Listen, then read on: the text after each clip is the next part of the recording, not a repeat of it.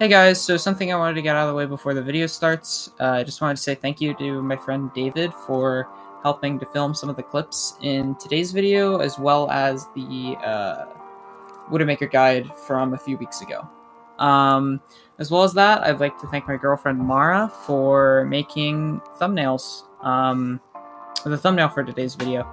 And I'm actually going to link her Instagram in the description, and it's also on the thumbnail as well. But yeah, thank you to those people, and without further ado, let's get started. What's up guys? So real quick before we hop into the tracer settings, I have new settings for most of my heroes, including Widow. New settings for Widow will be linked in the description as the old ones are outdated. So for Tracer, I run a lower tracking send. However, anything above 50 should work just fine. I would just caution you against going so low that it's hard for you to turn around when you blink.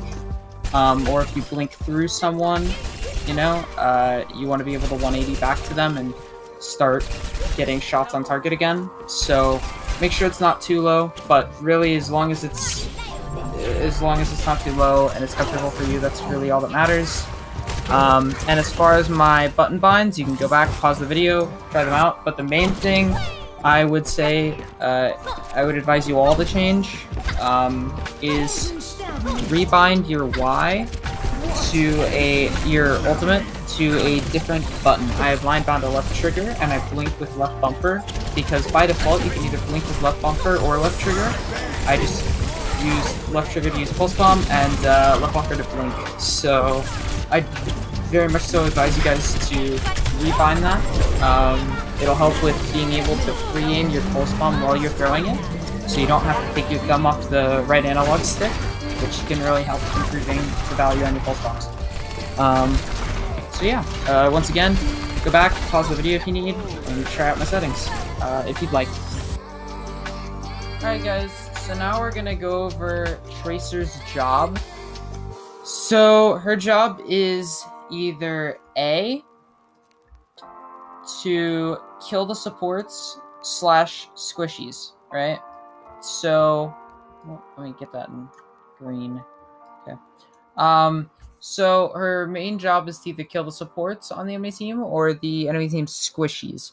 You're gonna want to prioritize supports, but squishies are kind of your secondary option if you have if the supports are dead or otherwise unreachable. The reason behind this is they're assuming your aim is good enough. Supports and squishies are very easy to one-clip and get in, get out, get a lot of value, and taking out the supports is really going to cripple an enemy team, because that means that they can't sustain themselves in a fight as long as your team can, assuming your team's supports are still alive. So Trish's main job is to pick off supports, pick off squishies, and also pressure. If she can't get kills, at least pressure the backline of the enemy team. You're going to want to try and find a lot of routes, and we'll work on that later, but find a lot of routes that can lead to the enemy team's backline just to harass them and get a lot of value. And this leads us to our second job, which is to charge Pulse Bomb. This is your second priority. It's not the main one. The main one is to kill the supports and squishies. However, if you're not able to do that, then you want to do job B, which is charge your Pulse Bomb. You could do this by just pumping damage into the enemy team's tanks. You're still gonna want to position, for the most part, in the enemy team's backline, just to charge your ults and get value, building your Pulse Bomb. But yeah, these are your main two jobs. They're pretty simple. However, simple doesn't always mean easy, so we're gonna try and make that as easy as possible for you. But yeah, so A, kill the supports and squishies. If that's not possible, do B and charge your Pulse Bomb off of things primarily like the enemy team's Rhine or a Hog, you know, tanks. But yeah. Alright, so this clip illustrates very well what I mean by going around to the backline and killing the supports. So, Ryan's in the front line, shielding the Zen, ignore him, go around to the backline, pressure the Zen, kill the Zen.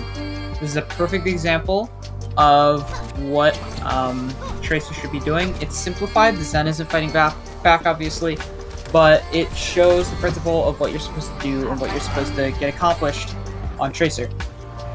So try and work on that. And as far as where to go and where to flank and what backline routes to take, the best way to learn that is to go into a skirmish, and I'm going to encourage this in many videos. If you're trying to get better at anything, go into a skirmish in a custom game by yourself or just with a few friends and try and find like the best areas to hold angles, for example, on Widow or on Tracer or Doomfist, maybe the best backline rollouts or flanks that you can take.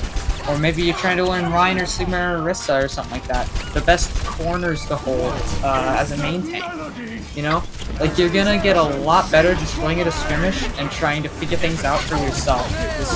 It's gonna make you a much better player and also teach you how to, you know, teach yourself the game, which will really help you quickly as well. Alright guys, so now we're going to go over some mechanical tips and one other example at the end of a specific scenario, and I'm just going to play some clips in order and talk over what's happening. So here is a trick in which you blink forwards and blink backwards, and I'll show you the demonstration and then as well as why it's useful. This is very useful for baiting McCree Flashbang, which is one of your main counters on Tracer. Looks like that went done successfully. This is the blink melee, as well as melee right before recall. So right before recall, there's a window to get melee damage on. And blink melee is just a fast way to clean up and kill targets.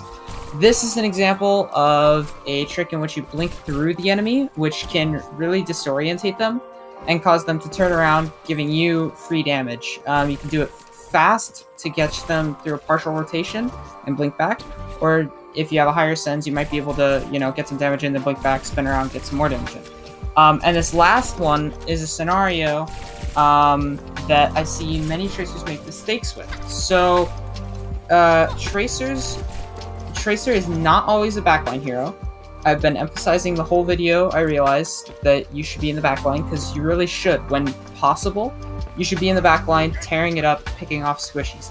However, sometimes you may need a frontline and you may not be able to get valuable backlining. This is just to illustrate that the only time when you should ever be in main choke is when you have a shield there. You cannot be in main choke unless you have a shield in front of you.